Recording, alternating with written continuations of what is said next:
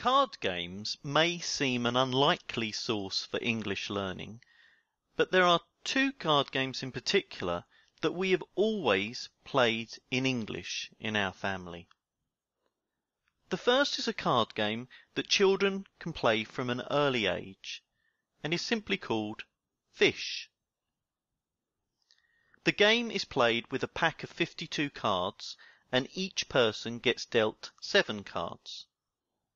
Having been dealt the cards, the children should take any cards that they have 4 of, for example 4 sevens, which is known as a book, and place them on the table face up. Once all the books have been placed on the table, the game can begin, with the player on the dealer's left going first. Each player is trying to get 4 of the same number, and they achieve this by requesting the number of a card from the player to their left. You can only ask for a card if you have one of them yourself. So, for example, if you have an 8 in your hand, you could ask the player to your left, "Do you have any 8s?" If the player you ask does not have any 8s, then they reply, "No, go fish," hence the name of the game. And you have to pick a card from the deck. And then the player to your left takes their turn. If they do have an 8, it remains your go, and you can then ask the person to that person's left for a card. The game continues until a player manages to get rid of all their cards, and the winner is the player with the most books. Fish really is a good game for practicing numbers in English, as well as simple present tense phrases.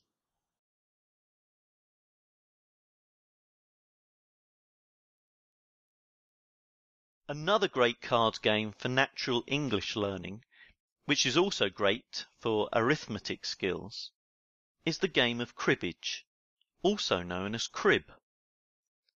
Crib is actually a popular pub game in England and has its own etiquette which is strictly observed. Part of this etiquette is the scoring, which is said out loud, hence why it is both good for a child's English and arithmetic. Although crib is a relatively easy game to learn, although it does take time to master, it would take too long to explain the rules within this presentation. So I've included some great resources in the supplementary documents for this lecture. However, what I will do is give you an example of the scoring for the following hand. Now, a crib player would score out loud as follows: 15-2, 15-4, 15-6, 15-8, 15-10, 15-12, 15-14, 15-16, 2 for a pair's 18, 2 for a pair's 20, 2 for a pair's 22, 2 for a pair's 24, 2 for a pair's 26, 2 for a pair's 28, and 1 for his knob. 29.